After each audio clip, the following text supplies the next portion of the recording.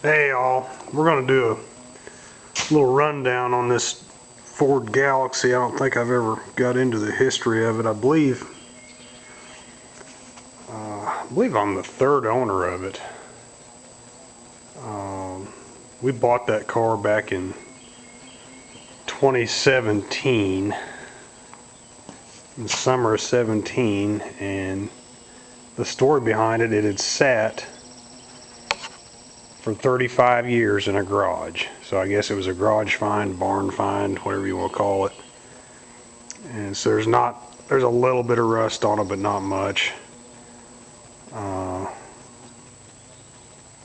So we had to go completely through it. I had to put new tires on it, had to go through the brakes, all new wheel cylinders, master cylinder, new radiator, heater core, various other things. I had to repair a leak in the gas tank. But what shocked me the most as a mechanic, I gave the engine 50-50. I thought that 302, even if it's sitting inside,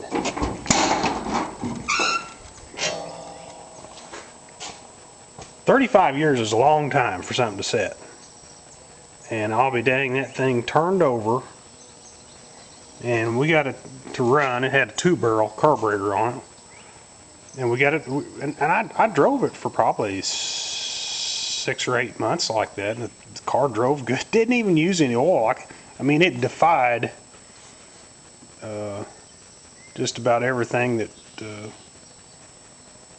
we thought would have happened to it. Just you'd think your rings would be stuck and nothing would work, but it works fine. And the longer I drove it, the more I got to liking it. And that's why we just left the 302 in there and stuck 671 on top of that motor. This motor is completely stock. I don't know if I've ever mentioned that. The valve covers, for all I know, I never even took valve covers off. The motor's never been touched because I've talked to everybody that's owned it, and compression ratio might have been, I think it was 9-to-1 in this thing. Now here's that heater core. This is, man, somebody was really thinking. This heater core, you pull 4 screws out, unhook your hoses, the heater core slides out like a book from a bookshelf. You can change that thing in 10 minutes or less. Thank you, Ford, for that. Wow. There's had to put a new radiator in it. Power steering. But that engine, just when you think you've seen it all, I wouldn't have thought it would have came out of it, but it just for something to set that long, I figured it had been stuck. And I left the interior is just like it was when we got it. I've got everything working in here, but the fuel gauge doesn't work, and that's the tank sender. We tracked that down. AM radio works. The AM radio works awesome. It's better than a new radio. Just got the one speaker in the dash here, but as far as I'm concerned, the clarity, it's as good or better than what we got today. And there's your, I think that's your crank window. These were kind of cool. Kids like to mess around with that. There's another cool option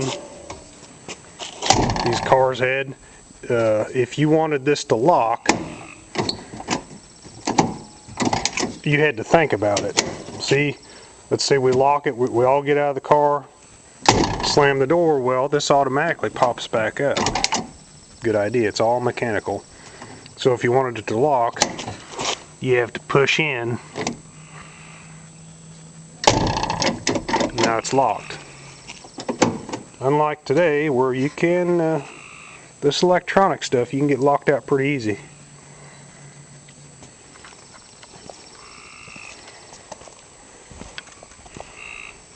You got a trailer hitch on it and a clevis. Just need to pull anything out or pull anybody home.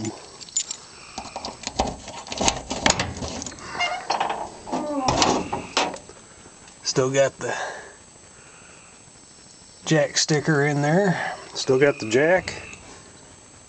Carry a few tools, toolbox, a chair for cruise ins, and a few old GM blower plates there. Some guys, these cruise ins, they know what you got, and some people they don't, so I kind of show that to them and explain. There's your old bearing plates. Governor housing. Carry a little bit of dirt with me in the back in case I never know when you're going to need some dirt. Spare tire. But pretty good old car. Rides good. Rides excellent. Like most of them did.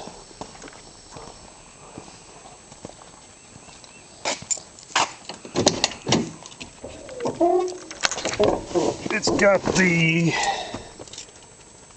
let's see, 3-speed Ford FMX automatic transmission in it. I guess that was a popular transmission. I don't know anything about it myself, other than it sounds cool. It sounds like it's got the racing. It's the FMX transmission. It sounds cool, so I'm good with that. And it works good too. Once again, it's set for 35 years. The differential seal doesn't leak.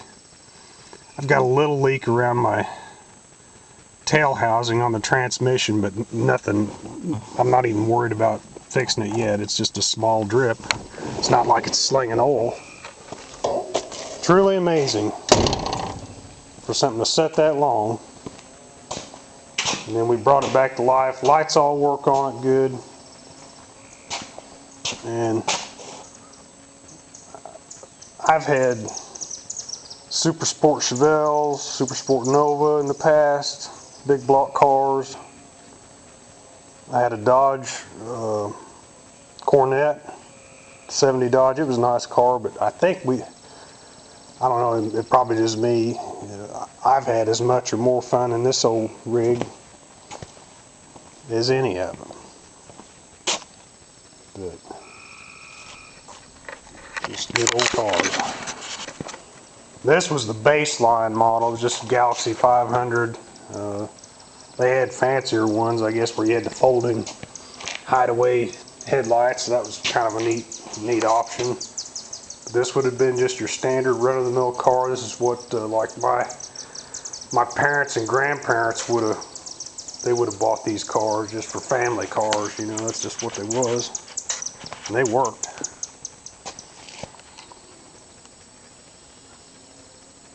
Well, that's our little bit of history and our rundown, and we'll see you all later.